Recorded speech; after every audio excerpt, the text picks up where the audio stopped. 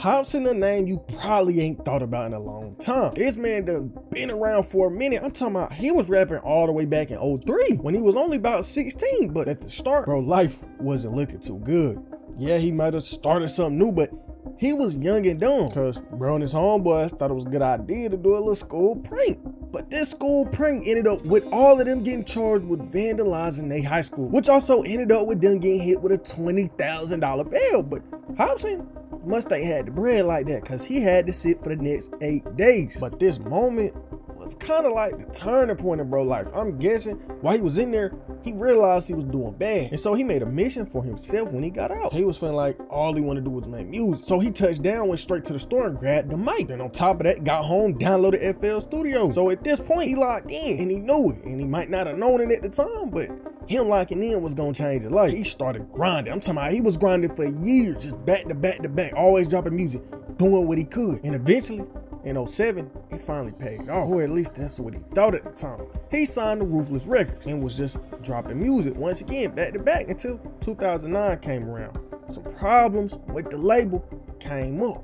Money problems. His label wasn't handing out no funds. They wasn't compensating, helping, or even promoting, bro. So just imagine how he feeling. Like he got signed, he thought he came up. Whole time, the label that was supposed to help him ain't even try to put him on for real. But eventually he ended up getting out this deal. But after leaving, he made a move many rappers do today. He started his own independent label, Funk Volume, that would come with his own problems later on. But at the start, everything was good. He even had XXL writing on it. The label was born while Hopsin was stuck in the rig, signed to the Ghost of Eazy-E's Ruthless Records, and searching for a way to transition out. Hopsin's brand of hip-hop didn't endure him to the mainstream by any means, but through a clever and dedicated use of Facebook, YouTube, Twitter, the LA-based MC had cultivated a rabid fan base online made up largely of teenagers in middle America who were attracted to his high-level lyricism and relatable personality. His high school classmates Swizz and Dizzy Wright also came along early on, along with DJ Hopper and later Jared Benton, submitting a roster that stretches across sub-genres and location with a focus on MCs, as Hopsin so eloquently put, are actually able to rap. But 2010 came around, he was still going crazy, dropping songs 24/7 and doing actual numbers, especially for 2010. But this would be the start of something else.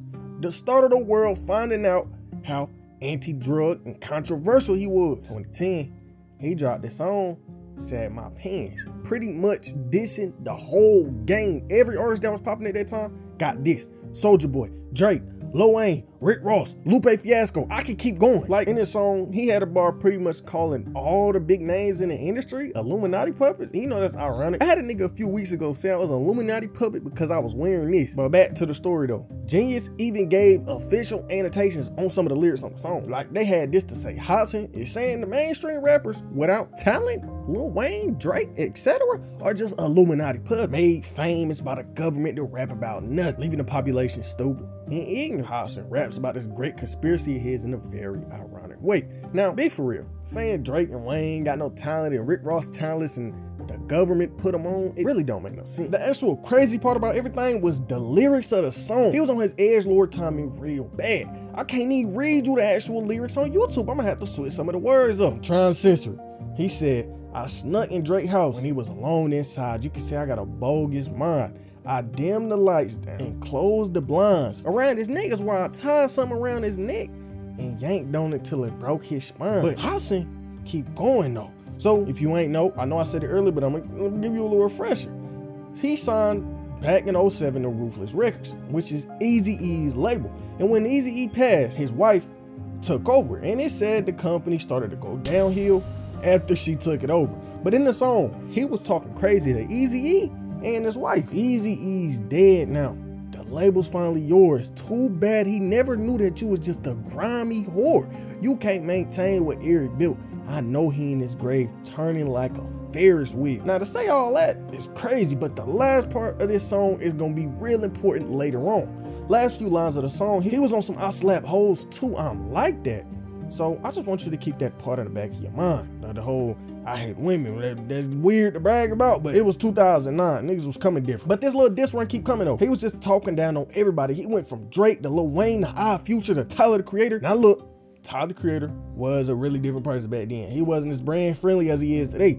He was an edgelord just like Hopsin, but he might have been a little worse. I can't tell you how many times people done went in Tyler past and tried to cancel him for stuff he said back in 08, 2012, all that.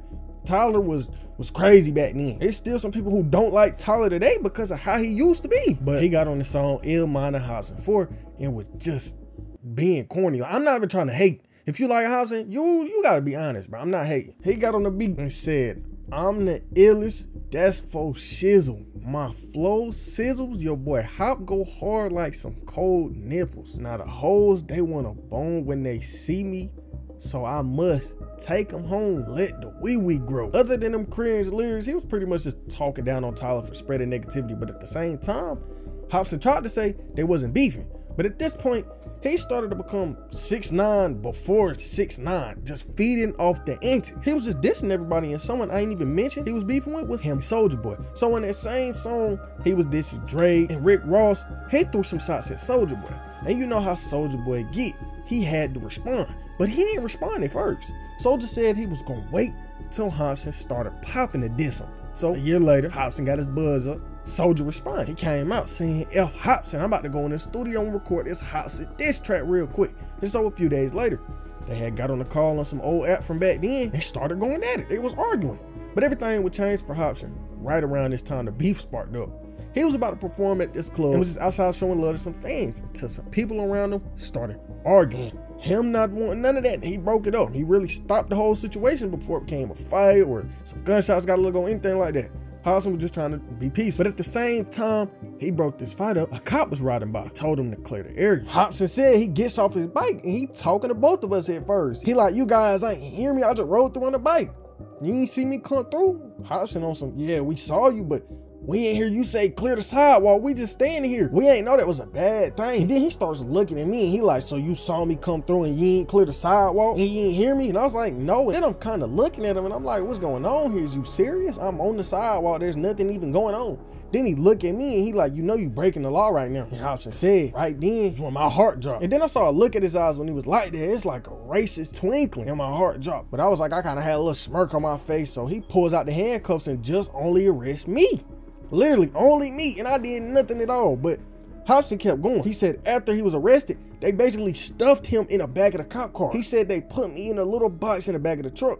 It looked like a little doggy thing that you would put a dog in. They put me back there and I literally had to put my head in between my legs and crouch down in there. And it was like real small. My back started hurting and I was in there for like 30 minutes and they didn't care. And Hopsin was like, why would they put me in this little tank? I started crying in there. I was crying. I was crying because look, I wasn't a human no more. I was an animal. In situations, if you dark skinned, if you black, you going to jail. Period. It don't matter. But this was a real sad situation he was in. But 2012 wasn't all bad though, because early that year he was an XXL freshman. Too bad it didn't take Hopsin long to get back into some more problems.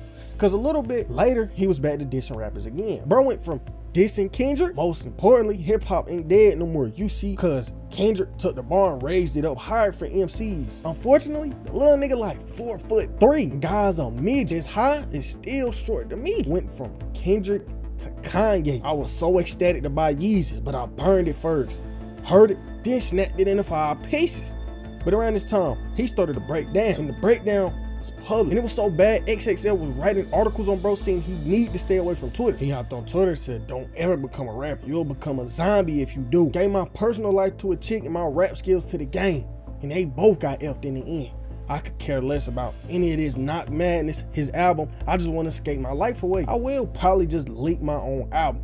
Then the next tweet, he just tweeted out the whole track list. But at this time, all this hating was hurting him. He dropped his album, Knock Madness, and some people loved it, but others ain't like it. Some people was just feeling like he was so insecure that he had to make music where he was putting people down, so it just turned people away from the album. Like one Metacritic review said this, Knock Madness is by far one of the worst albums I heard in my life. It's so full of corn, so cringeworthy. The production is subpar, the singing is the worst I heard in all of my life, the delivery was so bad. Flow was meh, lyrics was subpar, not a good project at all. But at the same time, a different Metacritic review said this, their third time's the charm for horrorcore rapper Hopsin, as the angry and often awful character balances his aggressive, violent vocal style with more pop and approachable music during the rewarding Knock Madness. But less than 3 years after this, everything started to fall apart. Over the years, he was doing his thing, dropping music, projects, doing good, but 2016 will be the turning point in his career, and really life. The label he worked so hard on, the label he spent over 7 years putting his effort into,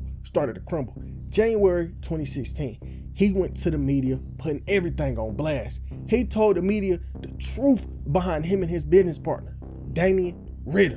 Damian Ritter. This man is the death of funk volume. Some people are just too difficult to work with. I may possibly be walking away from funk volume soon, unless Damian Ritter decides to leave. If you're a real Hopsin fan, I hope you still mess with me with or without funk volume. This ain't something I wanted to do. It's just something that needed to happen. I made this man very wealthy over the years from my music, and for him to tell me I don't want hard at all, it's just flat out disrespect. On Raw Vision paid you big time. Then after these Facebook posts, he had posted a picture on IG with a long caption just explaining what I just explained. But 2016 just keep getting worse for bro. One random day, Hopsin came to the media telling the world about how depressed he was. I fell into a dark hole that I haven't been able to get out of. I'm a master at glorifying my pain, but pain is never good. I'm only writing this right now because it's making me feel better for the time being. Maybe it's so I can get sorrow. I don't know. I can't ever see myself doing it, but I actually want to die. And at the time, all the world knew was that he got arrested in Australia and maybe banned from the country. But over these next few days, why he got arrested would finally come out. Basically, what they said was he assaulted a woman in Australia and pled guilty and got charged with 2-year good behavior and a 12-month apprehended violence order. But Hopsin came out denying this too. I'll be releasing a new song in a few days. I'm currently writing on my flight back home to America. I got a serious story to tell the world and I ain't holding back.